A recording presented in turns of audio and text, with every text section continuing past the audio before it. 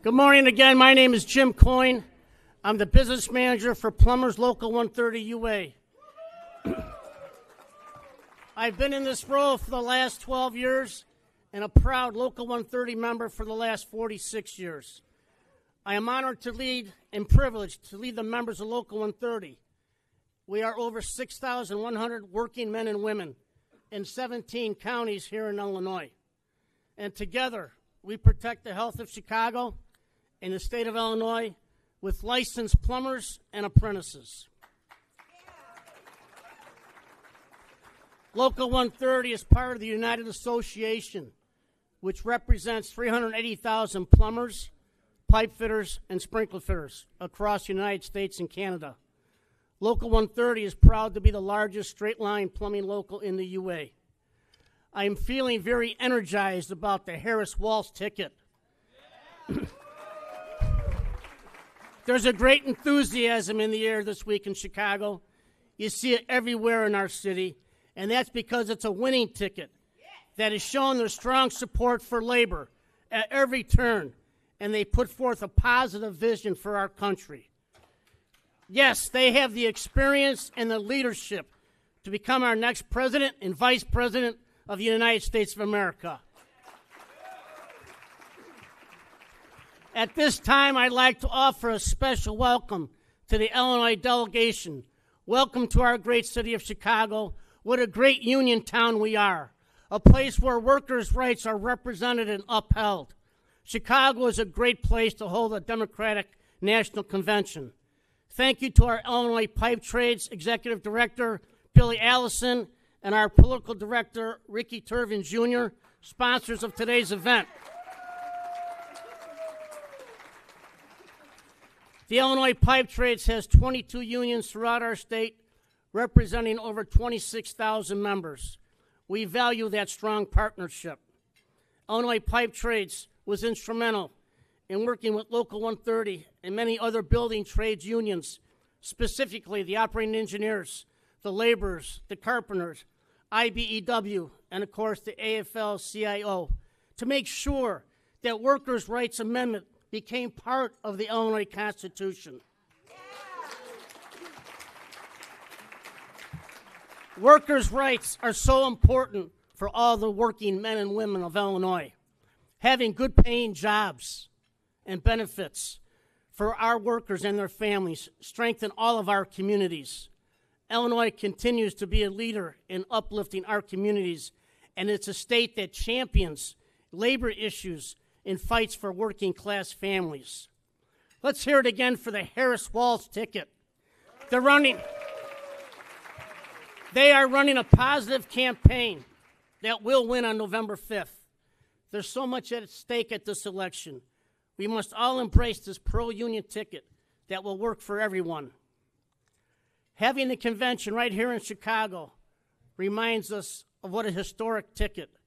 This is how important it is for the Harris Walsh ticket to continue to build on their positive momentum. It's been a pleasure to speak with you today, to all the elected officials with us here today, and to all the members of the Illinois delegation. We thank you for your public service. With this winning pro-union Harris Walsh ticket, we will maintain the momentum we are experiencing that will result in a brighter future for every person in our great city of Chicago, the state of Illinois, and for every city across the United States of America. The Harris Walsh ticket will be victorious on November 5th.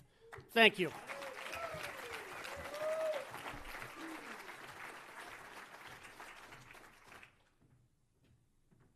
Please welcome to the stage the Honorable Julie Sue.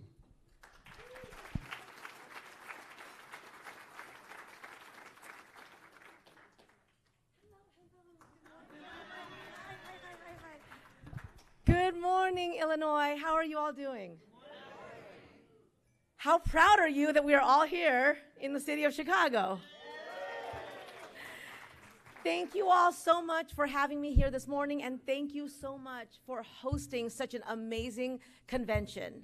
I want to say this is my first ever convention, so I'm very, very proud to be here. And how did you all feel last night? Yeah, yep. It was very exciting for me too. As some of you know, I'm from California originally. I've actually spent a lot of time in Illinois, both because my older daughter moved here, and because in my official capacity as the acting labor secretary, I have been to Illinois and to Chicago many, many times.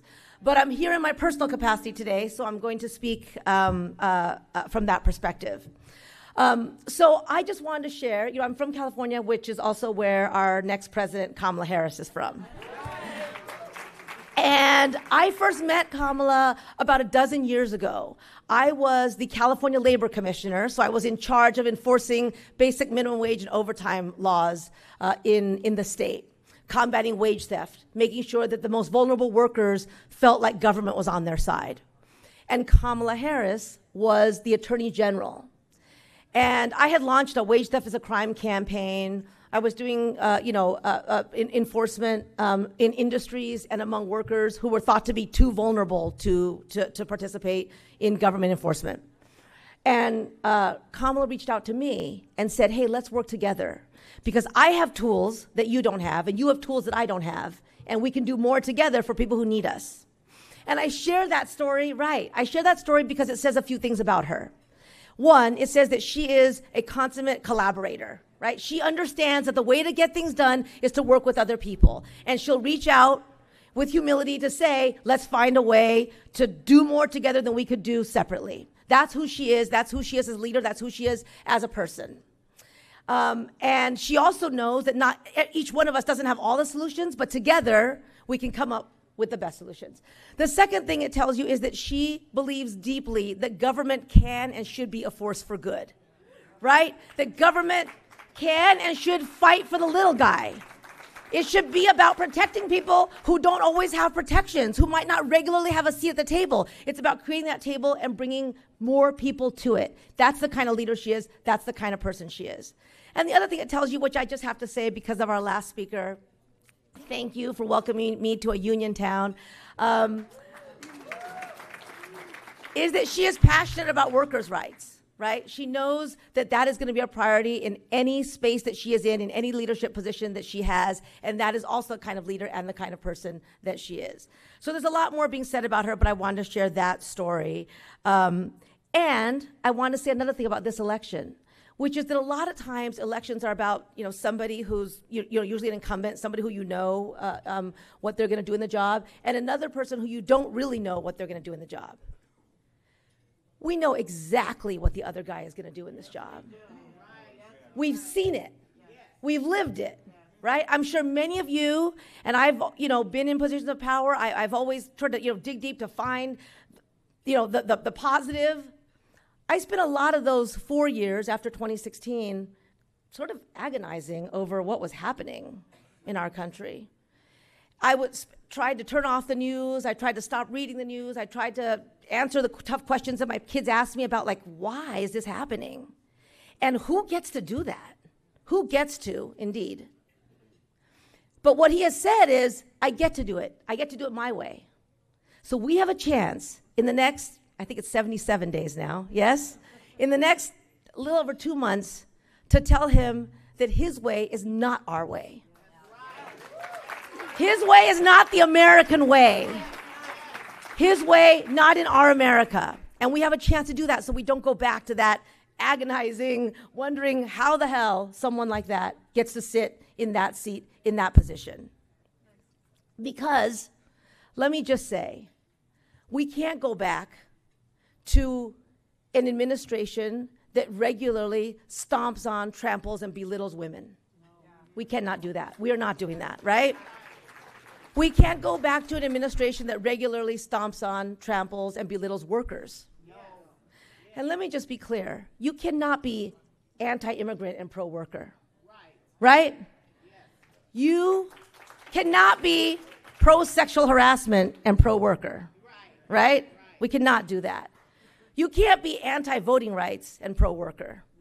No, you cannot. You can't pretend to be pro-worker when you're all those things. You can't be pro-Elon Musk and pro-worker. That's right. You can't be anti-American and pro-worker. And you cannot be anti-union and pro-worker. You can't be anti-LGBTQ civil rights and pro-worker. You cannot be anti-civil rights and pro-worker. So let's put to bed the idea that this fake pro-worker, I don't even know what to call it, is a real thing. And let's say, not in our America, not for us. We're not going back to that. But the other thing is, it's not just about what we don't want to go back to. It's also about what we want to have in our country. It's about the kind of leader that we want to have. That's right. And I just want to say 4 things about why we have to elect Kamala Harris and Tim Walz as the next president and vice president of our America. So the first is we have a chance to make history, right? Are we ready to make history? Are we ready to have the first Black Asian woman president of the United States, leader of the free world? I think we are too. And I want to pause a moment to make a point about that, because we hear about the whole, DEI thing, right? Like, if you care about diversity, equity, and inclusion, you must not care about qualifications. Since when? Amen. Since when? That's right. I have never been a part of any institution, boardroom, organization, or at the highest levels of government without seeing that when we prioritize true inclusion and true diversity, that's how you open the doors to excellence, right? That's how you make sure not the people who are unqualified get into positions, but those who are wildly qualified but otherwise overlooked, otherwise excluded, otherwise told, no, you can't do it, not your time yet, finally get our shot. And when we get it, watch out, because we will make it count. So let's make history. That's number 1. The second is just let's vote for someone who brings the kind of experience that we need for the highest office in our land. So Kamala Harris has been a prosecutor who has cracked down on people who abuse women and girls. She has been an advocate for workers against corporate exploitation and an advocate for homeowners against big banks. That is her experience. And she's brought that experience as my home state U.S. Senator and as our Vice President of the United States. The work that she has done stands on its own. And so let's vote for someone with the experience to get across the finish line the kinds of policies that we know we need in this country. Policies that support a care infrastructure so everyone can get the care, affordable, reliable care that they need, and so that care workers do well, right? Let's continue the fight against the high cost of prescription drugs. Let's keep building an infrastructure in this country that will work for everybody, right? Let's continue policies that the woman with experience will bring to the highest office in the land. So let's make history, let's vote for experience. The other is decency, right? Like, decency matters. It matters how you treat people. It matters what goes into your decision-making when you're making decisions. I've been up close to decisions as I've seen them get made. It's terrifying to think of someone whose only question is what's going to help me in those decisions, right? And so to have somebody who's decent, who's good, whose first question is, how do I collaborate with people so we can make government a force for good, is the kind of person we want in that office. Someone who's going to say, let's see who's not at the table, and let's try to figure out how to bring them to the table. Who needs us to be their advocate? Who needs a voice? Let's use our power to help those without power, to share. So someone who's decent, who believes that life, liberty, and the pursuit of happiness is good for everybody. And I'm sorry, I just can't say this one without talking a little bit about the other guy. So the idea of, I'm going to say it like this. This goes to the point of we cannot go back. So the other guy presided over a global pandemic, right? And wanted us to believe that there was nothing that government could have done to have made that better. While he denied science, while he denied facts, while he allowed working people to go to work, get sick, and die, and say, not my problem. And one of the things that he did, and I know my Asian American sisters and brothers in this room are going to identify with this, is he regularly weaponized a global pandemic to unleash a torrent of racism in communities across this country. But for Asian Americans, what he said was, this is a, you got it. See, everybody still remembers it. Kung flu. He unleashed it so badly that we continue in Washington, D.C. to hear people say that. In my official capacity, I'll appear before Congress and hear Republicans say that. It doesn't end, right, when you have with somebody who says those kinds of things. And I just want to say, I was a civil rights lawyer for almost 20 years before I ever came into government, and part of that work was documenting anti-Asian hate incidents. I did that for about 10 years.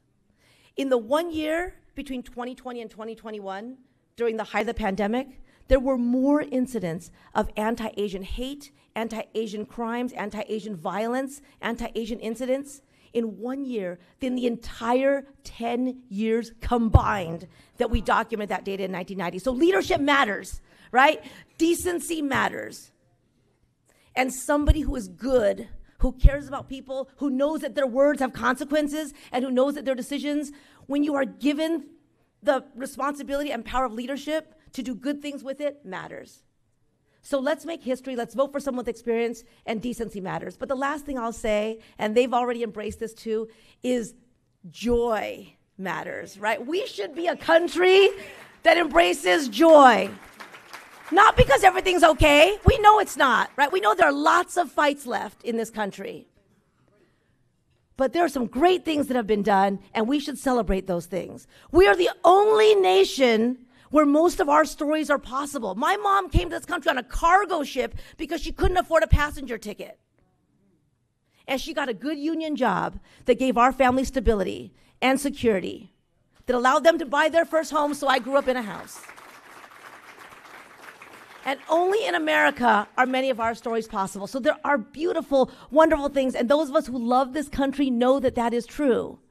And you can't keep building the good things if you think that everything is terrible, right? If you think that we're a failing nation.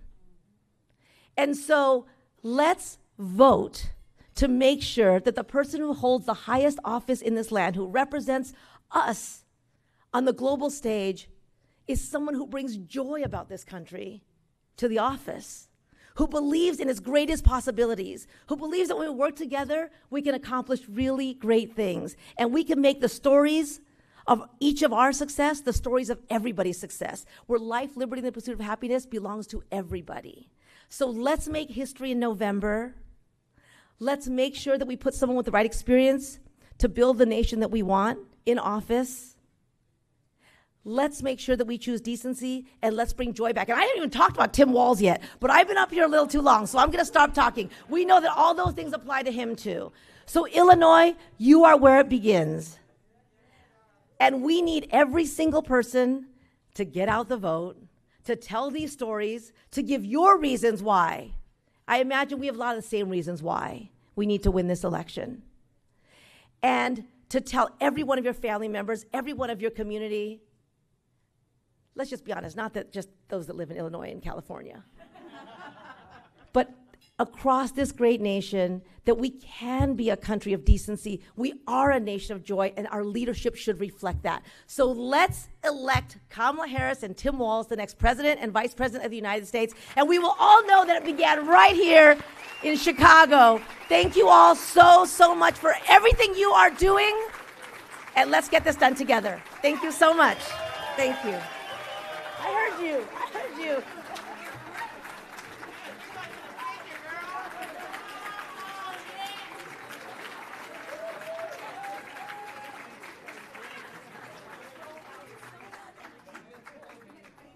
Please welcome to the stage Illinois Senate President Don Harmon.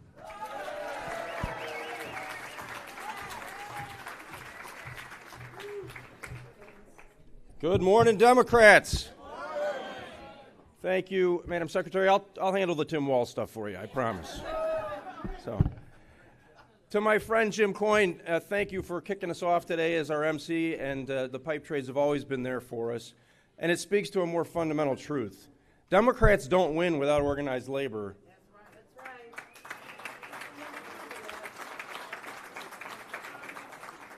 And organized labor puts everything at risk when Democrats don't win. So we are in this fight together, and we got to stick together. So to everybody in organized labor here, thank you so very much for your support and your help and your friendship. So I had prepared one of my trademark fiery political stem winders for which I'm so famous. But yesterday morning, Speaker Welch delivered my remarks word for word. I am going to take a page out of his playbook, though, and ask every Senate Democrat to stand. The Illinois Senate Democrats are proud to be part of this convention, proud to be delegates, and proud to represent you and fight the good fights. Thank you to the best caucus on the planet. So I do want to thank Vice President Kamala Harris, whom we will soon elect as our next president, for selecting Governor Tim Walz as her running mate. Governor Walz gives boring old white guys everywhere a chance to redeem ourselves and to add some value to the ticket, because frankly, we haven't been carrying our weight lately. Now, the first thing that we need to do, and what Tim Walz seems to do very well, is to acknowledge the privilege we have enjoyed and to rededicate ourselves to ensuring that that privilege becomes a universal opportunity, especially for those to whom it has so often been denied. Now, I'm particularly gratified that Tim Walz brings to the ticket a certain Midwestern dad sensibility. Maybe we could even call it a Midwestern dad code of conduct. I read some coverage of his remarks that struck me as familiar and obvious. To our Republican friends, he said, "I don't need you telling me what books to read. I don't need you telling me what religion we should worship. And I sure the heck don't need you to tell me about my family." That sounds eminently reasonable to me. Now, he went on, seeming to make common cause with the other old white guys he saw in the audience. "Some of us are old enough to remember when it was Republicans who talked about freedom.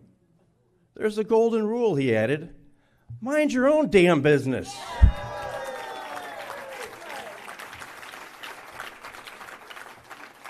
That sounds like a pretty good code of conduct to this Midwestern dad.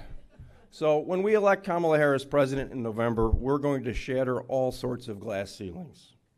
But even more importantly, we're going to install in the White House a person of integrity, a person of intellect, a person of decency, rather than someone who looks out for himself and for some of his children. That is clearly a violation of any dad's code of conduct.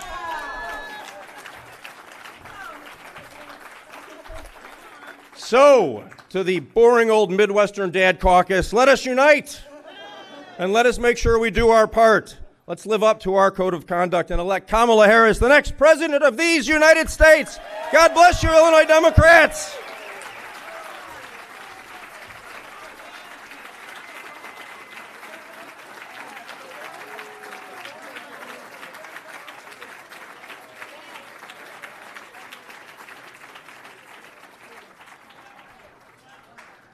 Now, please welcome to the stage Illinois Treasurer Mike Frerichs.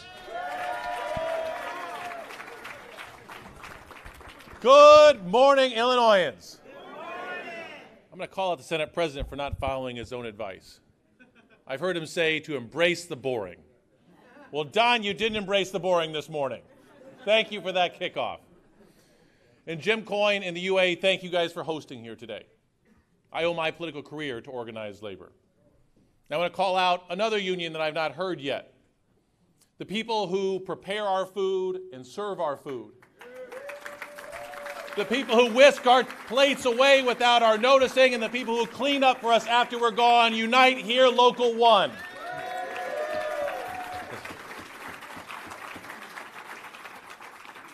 They deserve credit for taking care of us here today, but they also deserve credit for this convention being in Chicago. Because we Democrats like to stay in union hotels.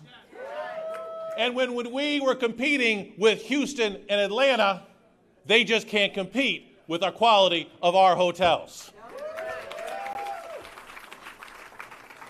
And I know that because I've worked with Karen Kent and Unite Here Local 1. I worked with them on corporate engagement. See, as a state treasurer, as an investment officer, we invest in companies, and we invest in companies. We're owners of companies like Brookfield, who owns a lot of hotels. And when we saw that Brookfield was engaging in union-busting technologies, they were standing in the way of people's rights to collectively bargain, as shareholders, we said that's wrong. That is a way to short-term profits, but not for long-term sustainability. And we, along with other state treasurers, along with labor union pension funds, engaged with them and got them to change their policies and to bargain a contract with Unite Here workers.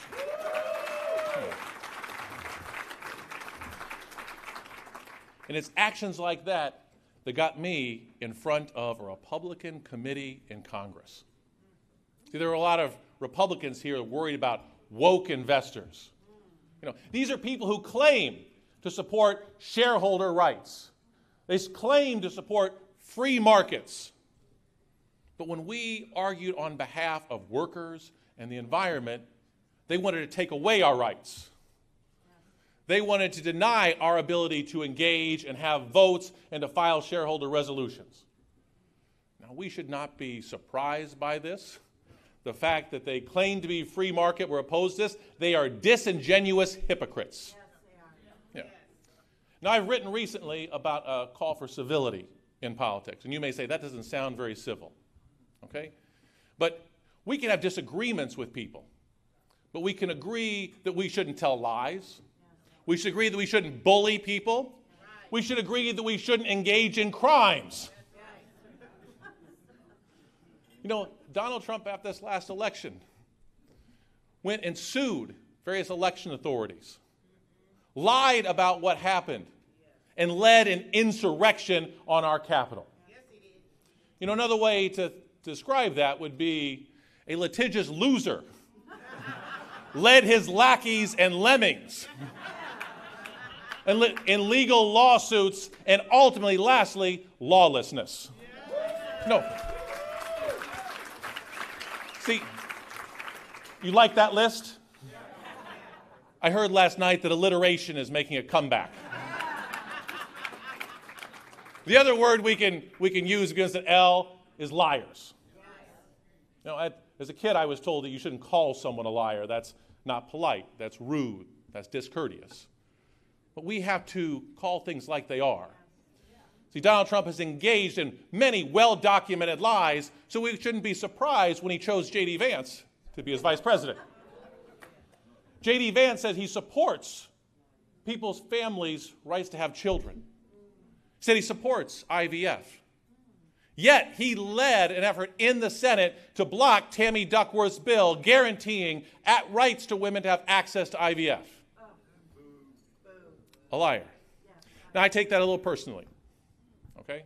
I had a different speech written today, and I decided to throw that out after watching last night. I watched all those union presidents on stage and said, we need to call out what labor does to improve our country. I saw the Congresswoman's alliteration and said, I'm going to try my hand at that. But then I saw those two women and that couple go on stage and tell their stories about reproductive rights. It takes a lot to stand in front of tens of thousands of people, to be on national TV watched by millions of people, and to tell stories about your near-death experience, to tell stories about your personal struggles and journeys, to share the trauma of being a survivor. And if those women and that couple can share their stories, then I can share my stories. Well, one story is fairly well documented. I've written a lot about IVF because I got married a couple of years ago, and I got married to a woman, and I ran this by her. She has endometriosis. And she was married before. She had trouble getting pregnant. We had to resort to IVF. Now, because of this God-given miracle of science, we were blessed not just with one baby, but identical twin boys. It really was a miracle. And when the other party claims to be pro-life and claims to be pro-family, but they would deny me and my wife the right to have our own family, I call bullshit on that.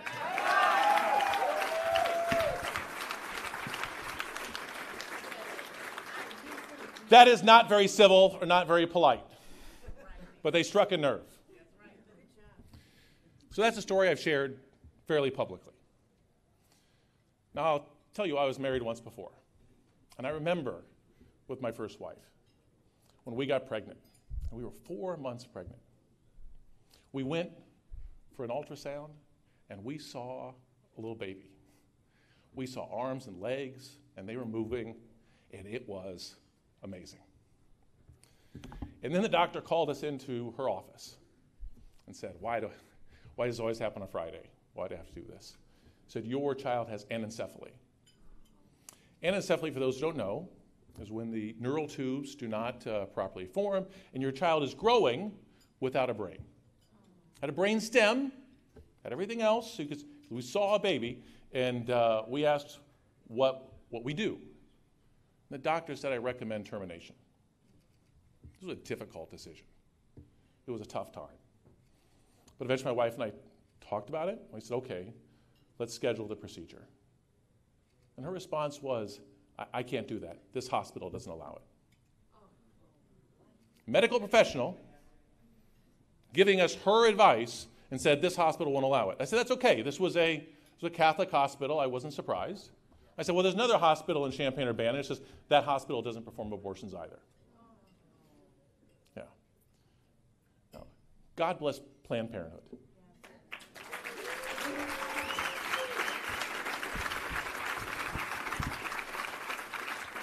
Because what those hospitals and their boards of directors who made this policy are saying, my wife knew her child, our child, could not survive outside the womb.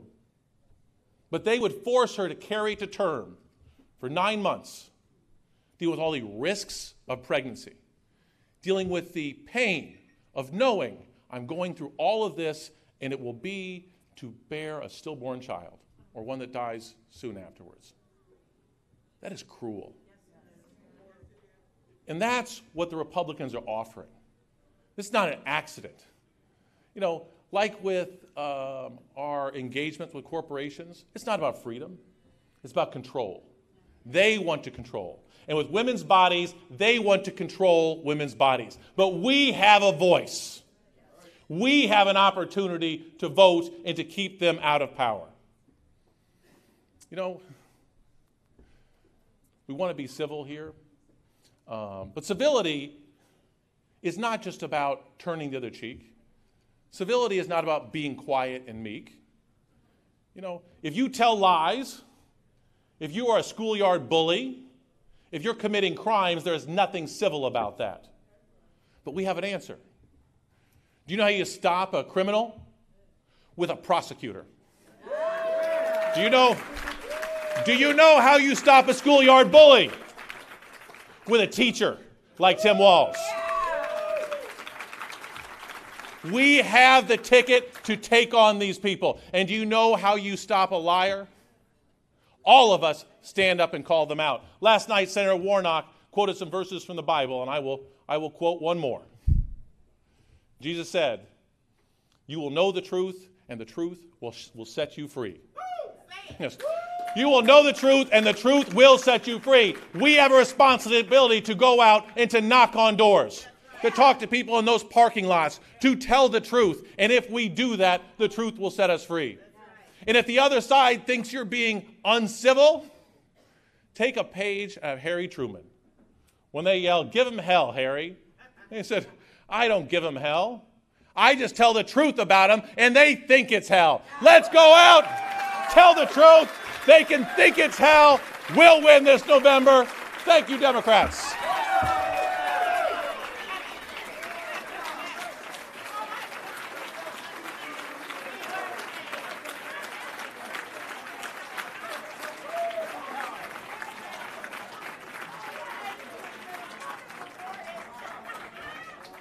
Please welcome to the stage, Chair of the DuPage County Board, Deb Conroy.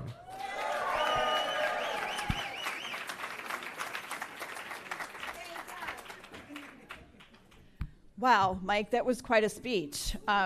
Very hard to follow, but one we won't forget. Good morning, delegates and friends. What an incredible first day we've had here at the Democratic National Convention. Last night, we heard from President Biden, a leader who has put his country before himself and people over politics. The work accomplished in the previous 4 years is nothing short of transformative. I'm excited to fight alongside fellow Democrats to elect Vice President Harris and Governor Walz to keep that positive momentum going. Chicago and all of Illinois is the perfect home for this Democratic National Convention. Illinois has a long history of trailblazers and leaders who have fought for what is just. Illinois has been the epicenter of positive social change, from abolition to women's suffrage to the civil rights and labor movements. However, some of these battles are still being fought today, particularly regarding choice. Let me be clear, there is no greater bodily autonomy and no greater threat to bodily autonomy and women's right to choose than another term of Donald Trump. That's right. We must defeat him in November. In Illinois, we have fought to protect these rights and have become the beacon of reproductive freedom for the rest of the country. As DuPage County Chair, I have the privilege of leading a Democratic majority. We continue to push toward progressive policies on mental health, housing, and building an economy that works for everyone. Over the last decade and a half, I have talked to the residents of DuPage, asking them for their vote. It is easy to forget this county, DuPage, was once one of the reddest counties in America not long ago. DuPage County was where the Speaker of the House held where Republican presidents raised millions of dollars, produced a U.S. Speaker of the House, held both Senate President and Speaker of the Illinois House of Representatives, and was the political home of the namesake of the Henry Hyde Amendment. DuPage was the epicenter of Republican attacks on women's rights as recently as 12 years ago. But 12 years ago, that tide began to turn. I won the first House seat entirely in DuPage County that once belonged to Speaker Lee Daniels.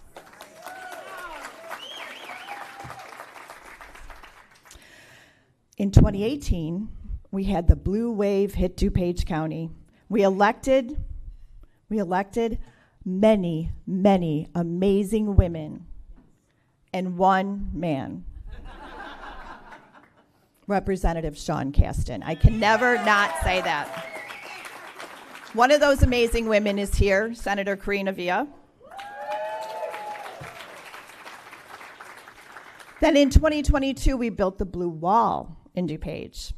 After serving 10 years in the legislature, voters in DuPage elected me to be the first female Democratic chair of the DuPage County Board. And the first, proudly, labor chair. Yes. I am here. I was elected state representative. I was elected to the chair of the DuPage County Board with the support and the help of every union. And none of us as Democrats can do anything without unions, because at the end of the day, what we do is the values that our unions show our families, show our children, that you can raise a family. My family would not have survived without my ex-husband being in the union. Some of you guys know my family had a bit of a struggle health-wise. My 4 sons watched their dad struggle for his life for many years, eventually culminating in a kidney transplant. And thank God, because before we went, by the way, I was his donor, so you can get along with your ex-husband. You can, because I said it wasn't about one life, it was about 5. My 4 sons had a lot more golf to play with their dad. A lot more. But believe it or not, before we went for that transplant the first time, he was diagnosed with cancer. Taken off the list. And thank God for Dr. V at Rush Hospital, because he got him into remission, because you can't chemo if you don't have kidneys. So they tried something else and it worked, and he got him back on. And now he is living a life and enjoying it very much. But without that union family, my family would not have survived.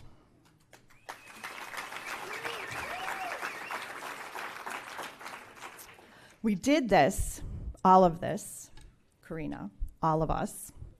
We did it with hardworking candidates, volunteers, and staff who made the case the Republicans were out of touch with the people, especially on issues like reproductive health. Ultimately, Democrats deliver on things that matter to ordinary people, and there is no better politics than that. Now, with the success we've had locally, our fight persists on the national level. As a 2020 proud Kamala delegate, I see many others here today too, I am thrilled to see Kamala Harris as our nominee and soon to be next president. I can't think of a better person to make the case for the American people about why Democrats deliver on what is right and just. This ticket is not just historic for our nation, it's deeply personal for me. As someone who has shattered glass ceilings throughout my career, it's time we shatter this one and can finally say what has been long overdue, Madam President. Yeah.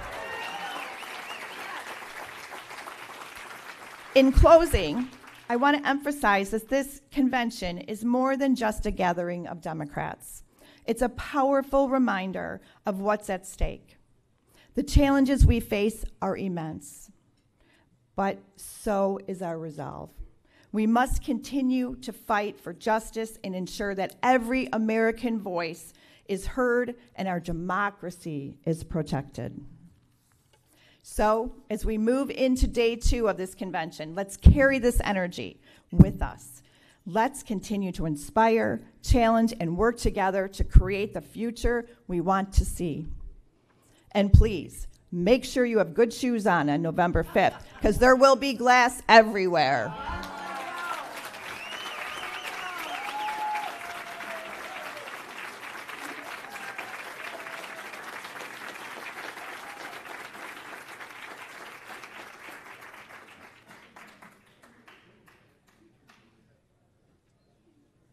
Please welcome to the stage Illinois Lieutenant Governor Juliana Stratton.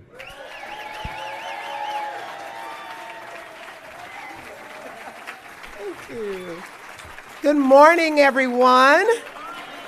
Good morning, Illinois Democrats. I am Lieutenant Governor Juliana Stratton, she, her pronouns, and I am so thrilled to be here with the powerhouse of Illinois' delegation. I want to begin just taking a moment to thank you, Jim Coyne. Thank you for your leadership, your strong leadership of Illinois workers, and thank you to the Illinois Pipe Trades for sponsoring this morning's breakfast. Let's give them another round of applause. You know, unions are the backbone of our economy, and I'm forever grateful for your partnership. So let's give it up one more time for the men and women of organized labor. Didn't we have just a fantastic start to the convention yesterday?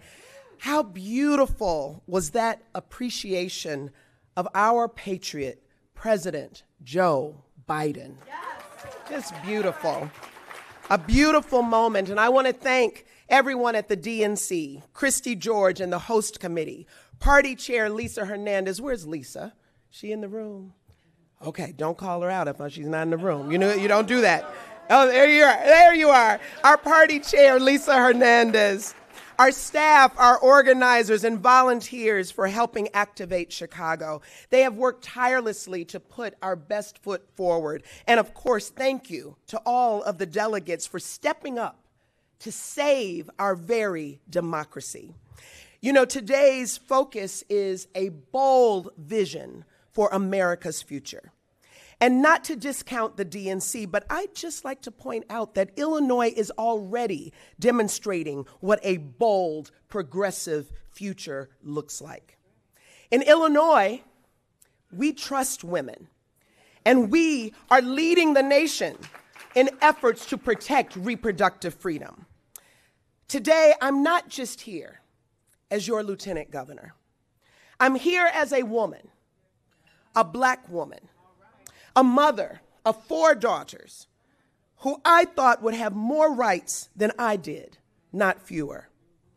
And though I am so incredibly proud of the work that we are doing to ensure Illinois' place as an oasis for reproductive freedom, I'm devastated still to this day that Donald Trump's extremist Supreme Court found a way to relegate us to second-class citizens. But look at how that backwards thinking has fueled change. And nowhere is it more obvious than right here in Illinois under the leadership of our great governor, J.B. Pritzker, legislative leaders President Don Harmon and Speaker Emanuel Chris Welch, our partners in the General Assembly at the local level, advocates, providers, and Democrats like all of you. Through our collective power, we have turned our anger into action. And like our next president, Kamala Harris, has made abundantly clear, we are not going back. Abortion is health care, and the government has no business trying to stand over our doctors or make choices within our bodies. When JB and I took office, we enshrined reproductive freedoms into state law before Roe fell because we knew that was only the beginning, and it was. We knew that Republicans would propose a national abortion ban, and they did. We knew that they'd come after access to birth control, and they did. We knew that they would attack IVF. Thank you for sharing your story, Mr. Treasurer, because they did. Donald Trump can deny and J.D. Vance can scrub his websites, but we already know their truth. Well, this week, we're here to let them know that we are never going back. Illinois Democrats, let me tell you what I'm tired of. And there's a few things that we have to be tired of lately. I am sick and tired of the GOP forcing someone to carry a pregnancy without the benefit of paid time off for all workers like we have in Illinois. Without the benefit of a living wage to take care of that child or put food on the table for that same child. I am sick of Republicans refusing to take any action to help us in gun violence, to make sure that that child can go to school, live in their community, be safe, and grow up to adulthood. I'm sick of it. Republicans are out for control. They believe that a woman should stay in her place, barefoot, pregnant, with limited options, limited choices, and limited hope for a life of her own choosing. And we're not going to stand for it, are we? Tell me, how do we explain this to our daughters, to our nieces, to our granddaughters? That is not the bold vision that we have for America's future, is it? That is not the bold vision that we have for America's future, is it? No. That is not freedom. Here's what I know, Illinois Democrats. We are the blueprint for this fight. And with the help of everyone in this room, we are going to deliver a pro-choice Senate. We are going to flip the House.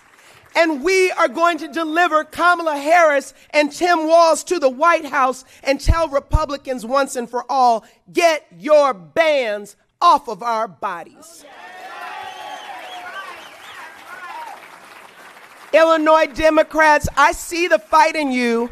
And as our vice president has told us, when we fight, we win. When we fight, we win. When we fight, we win. So let's get to fighting. Let's fight for Kamala Harris and Tim Walz. And let's continue to fight for Illinois and our nation. Thank you, Illinois Democrats.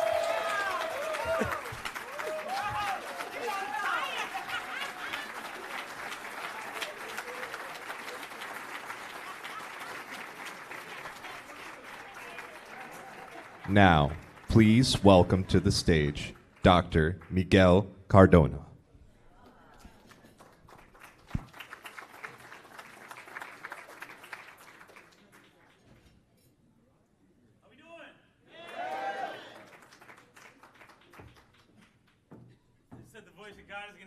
I didn't know you actually got God, because that sounded really, really close.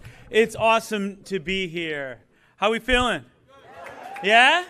That's all you got on a Tuesday morning? How we feeling? All right, good, good. Really, really happy to be here. Let me tell you, you know how to throw a party. Thank you, thank you, thank you. This has been beautiful, just amazing, the energy in this city. Thank you. I want to also shout out Lieutenant Governor Juliana Stratton and Chair Lisa Hernandez. Thank you, thank you, thank you. You know, how many of you were there last night? Man. Now, you know, I got a day job, but I'm here in my personal capacity. But let me tell you, the pride I felt yesterday just to say, yeah, that's my team right there. That's my team right there. What they represent, what it represents for our country, what we need. You know, sometimes you don't realize you're in the struggle. You don't realize that's what we need. We need that unity, that passion. People that represent all of us, right? It was a special thing. I'm so excited for Vice President Harris and Governor Walz's vision for our future. It's a bold one. It's a unifying one. It's an inspiring one. They're fighting for everyone so that everyone can feel seen and connected to what we're doing. Now, I'm going to be honest with you. This morning has been a little crazy. This is my 4th stop. I feel like I'm speed dating. The last one was pretty good. I was in Arizona. I'm just saying. Because I was quizzing folks. See, on day 1, I followed the stump speech. Day 2, I'm a teacher, man, so I like to quiz people. Anybody fans of 90s hip-hop? Arizona, they knew what I was talking about, so I'm going to check with Illinois. I'm not even going to prep it. I'm just going to start to see if Illinois can hang with Arizona. You could get with this.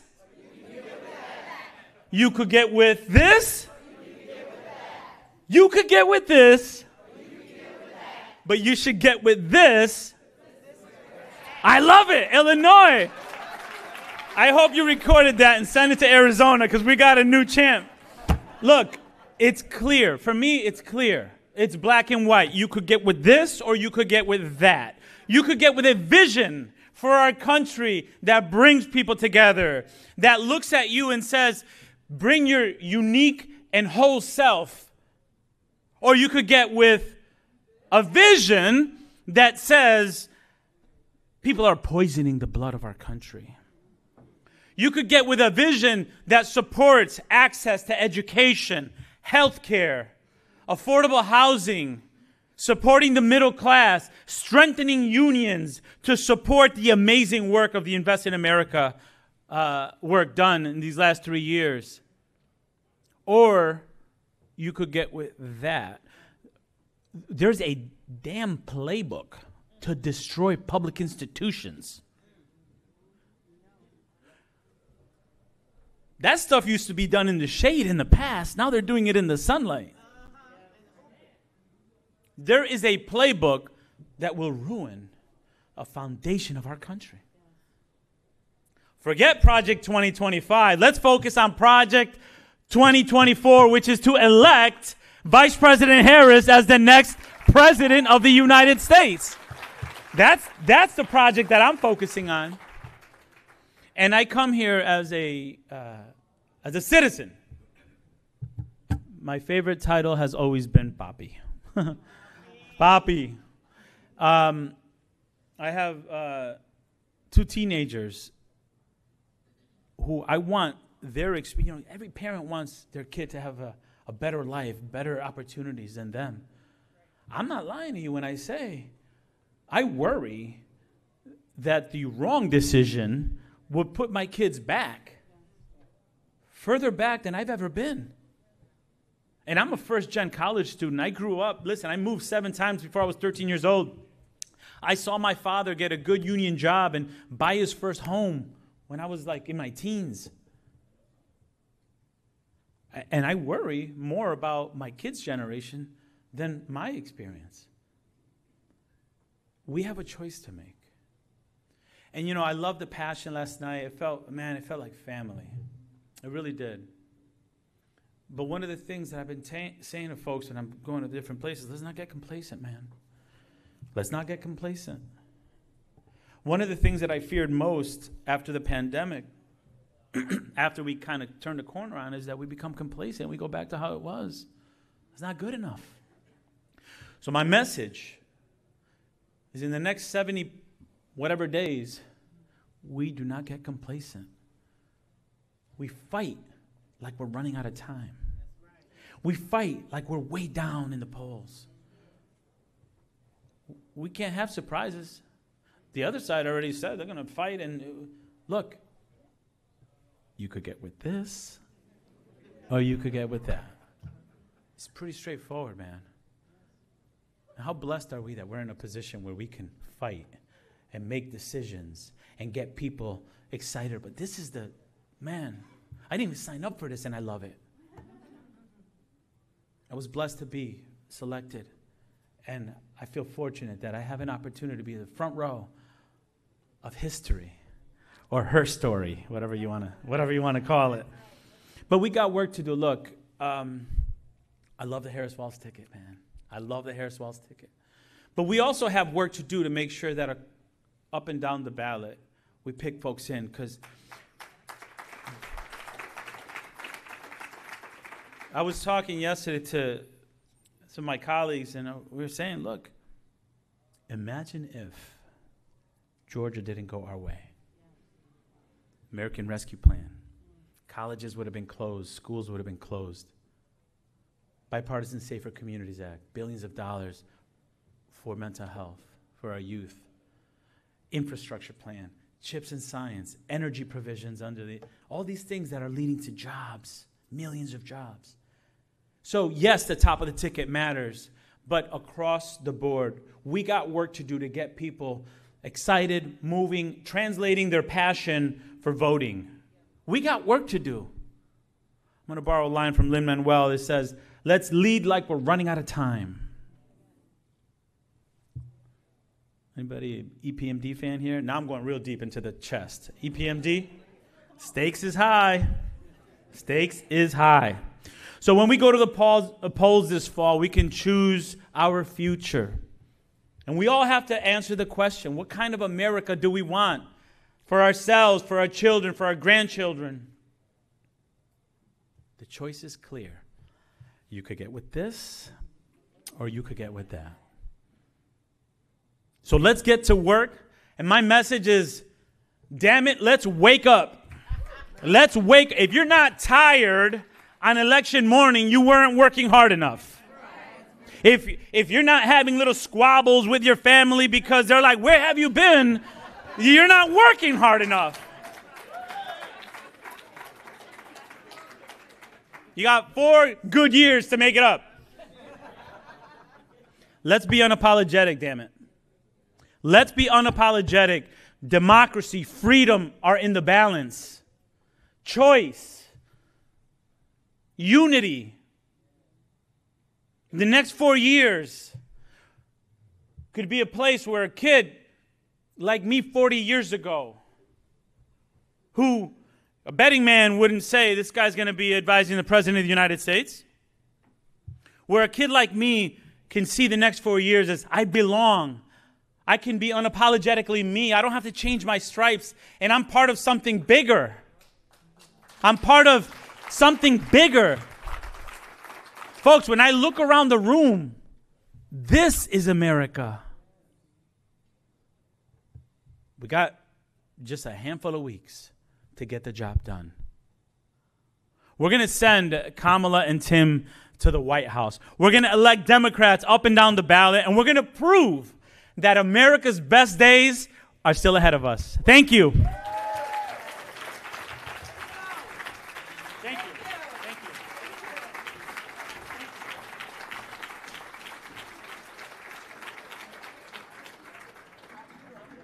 Please welcome to the stage Executive Director of the Chicago Abortion Fund, Megan Jafo.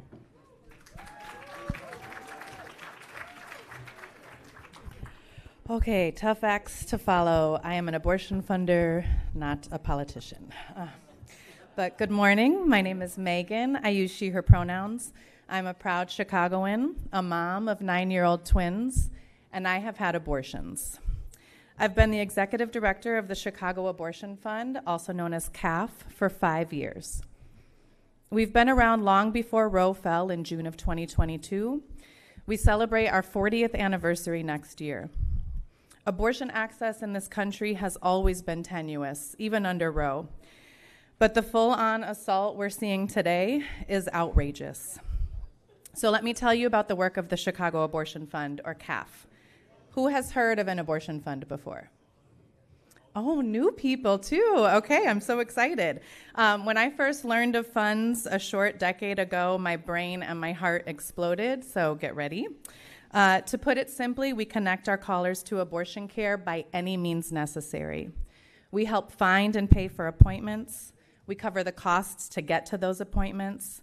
We act as wayfinders and stay with our callers through all of the steps it takes to get them to the care they need, whether that's paying for a ride share to a clinic 5 miles away or a plane ticket 1,500 miles away. We cover all of the related expenses, and as anyone who's traveled this summer knows, those add up very, very quickly. Hotel stays, which have surged this week with so many people in town, gas costs, train and plane tickets, childcare and food stipends, medication costs. We even provide in-person childcare here in Chicago for parents forced to travel with their little ones. The majority of people who have abortions in this country are already parenting. Sometimes we drop off clothes and other necessities for people who find themselves far from home for longer than they expected. And this material support is incredibly important. It costs a lot of money and a lot of time to do this logistical work, but we also provide affirmation and kindness. We let our callers know that the difficulty they're facing in accessing abortion care is not reflective of the morality of that decision. And because of abortion stigma, we're often the only people our callers have as a support system. It's easy to think that this nightmare started with the fall of Roe, but let's be clear, it did not. Back in 2019, even under Roe, states were stripping away access in the South and Midwest. People were flooding into Illinois even then, and Illinois was taking action. Our leaders, so many here today, including Lieutenant Governor Stratton, Speaker Welch, Chair Conroy, Senate President Harmon, were creating proactive policies like the Reproductive Health Act and the repeal of the parental notification law to make sure that we would be prepared, not just for Illinois residents, but for our neighbors in Wisconsin, Missouri, Indiana, Kentucky, Iowa, Tennessee, Louisiana, Arkansas, even as far as Texas and Florida, to make sure that we would be prepared for the worst. And then the worst happened. And now 41 states ban abortion at some point in pregnancy, and 14 of those states ban it outright. 37,000 people traveled to Illinois last year in order to have an abortion. Illinois has become an oasis, a safe harbor for people trying to survive cruel and inhumane abortion bans. And leaders in our state have continued to pass good laws that don't just protect abortion access, but advance it. The patient and provider, yes, please. The Patient and Provider Protection Act, which enhanced protections for healthcare providers and patients and people like us at the Chicago Abortion Fund, an amendment to the Illinois Vehicle Code that prohibits the use of automatic license plate readers from tracking people accessing reproductive health care or those that assist them, the landmark birth equity bill signed into law less than a month ago on the same day that Iowa banned abortion at 6 weeks. This law mandates that health insurance in Illinois cover abortions and other pregnancy-related care without extra costs like copays or deductibles. It positions abortion as an integral piece of full-spectrum reproductive health care, the way it always should be. And these bans are not just policies, they are acts of violence. And people who push them, anti-abortion zealots like the Republican nominee and his sidekick, they've hijacked the political and cultural language around abortion. Their extremism has been normalized and given a platform as though they represent a majority. But we know they don't. Most people want everyone to be able to access abortion care if they believe that is right for themselves and their families. We know that the majority of people in this country want abortion to be legal and safe. Antis have weaponized shame and fear, while we hold on to the truth. Abortion is normal, it is essential, it is health care, and it is not up for debate. For too long, all of us have been too quiet about abortion. If you had told me I would get up in front of a room of all of you amazing people and say I have had multiple abortions and that those abortions helped me be the wonderful, I think, parent that I am today and enabled me to help thousands of people across the country exercise reproductive freedom and autonomy, there's no way I would have thought that. But because we are normalizing these conversations, it makes that possible. We've carried so much shame and haven't known if we'd be supported if and when we decided to share our stories. And this is slowly changing. I'm thankful to all of the people last night and today who've shared their abortion stories. The more we talk about abortion, the more we normalize it. We like to say, whether you know it or not, everyone loves someone who's had an abortion. Yes. And we have an opportunity, I think, for us to name now what we need and what people who call the Chicago Abortion Fund need us to name on their behalf. We want abortion justice. We want abortion access. We want more states and the nation to use what Illinois has done as a model to expand access the way leaders in our state have, by listening to people on the ground, by listening to people who have had abortions, by listening to people who are most impacted by abortion bans, and giving us the tools we need to do our work. So what better place than Illinois to host this year's Democratic National Convention? Illinois is a beacon for abortion access. This convention is a powerful reminder of what's at stake. It's a call to action and a moment to double down on our efforts and to push forward so that one day, everyone in this country can access the abortion care they want or need without fear or barrier. But I also want to say this isn't just about election years. People have abortions in the quiet months, the off years, and the everyday flow of life. We have always had abortions, and we need to keep talking about that. We need to keep talking about how hard it is for so very many people.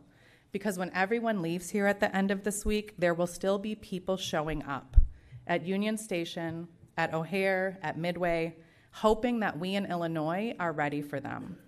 And we are.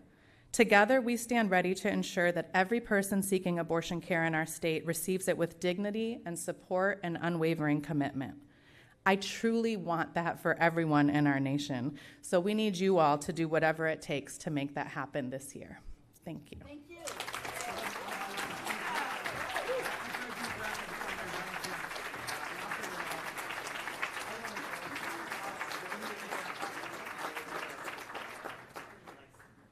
Now, please welcome to the stage board member of the Illinois Women's Institute for Leadership, Heather Wire-Vaught.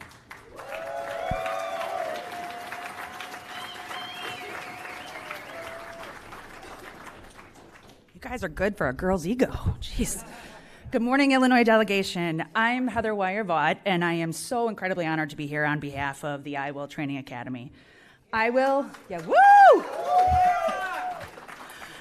has a clear and very powerful mission to prepare and empower pro-choice Democratic women to run for elective office, secure executive appointments, govern effectively at all levels of government.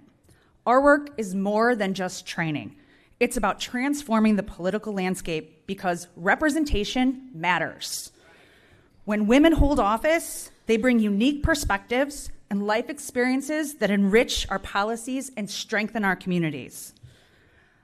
Iowa has had the privilege of training 251 women who serve across all branches of government in the state of Illinois and in Congress. We have congresswomen, we have members of the General Assembly, many members of the General Assembly actually, members of the judiciary, folks within the executive branch, and throughout local government throughout Illinois. Our very own Lieutenant Governor Juliana Stratton was our class of 2006 alum. We love you, Juliana. There are many Iowa Training Academy alumni and board members proudly serving as delegates for the 2024 Chicago Democratic National Convention. If you're an alum or a board member or former board member, would you please stand and just give these women a round of applause?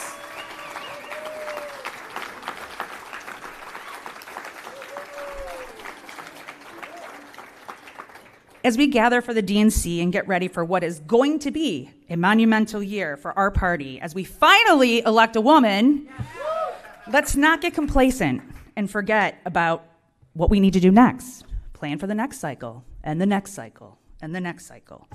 And what we need to do is also work on building the next generation of leaders. Imagine an Illinois where every young girl sees leaders that look just like her. Imagine Illinois where every young girl sees leaders that fight for her. Imagine an Illinois where every young girl feels inspired when they look at the faces in this room. That's the future that Iowa is trying to build, one candidate at a time. To ensure that our state remains a beacon of progress and that our government reflects the diversity of its people, we have to continue to support, train, and elect pro-choice Democratic women that will advocate for women's rights, economic equality, and justice for all, regardless of race, ethnicity, disability, sexual orientation, or age. And I think it's important to point out that our leaders are doing their part in this state. I don't know if you've noticed or if you all know this, but we have a governor, a speaker, and a president who all have female chiefs of staff, both on the state and political side.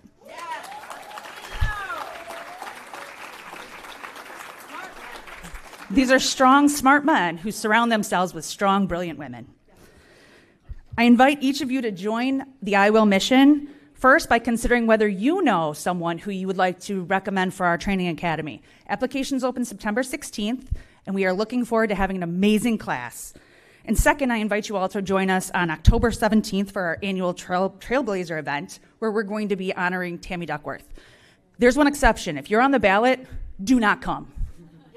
Do not come. Knock on doors. Do not come. Let's fight to elect our next president and all the Democratic women on the ballot, and let's continue to inspire so many women in politics. Thank you to every single one of you in this room for being Democratic leaders. Thank you for all that you do to volunteer for our party and for our state. Thank you.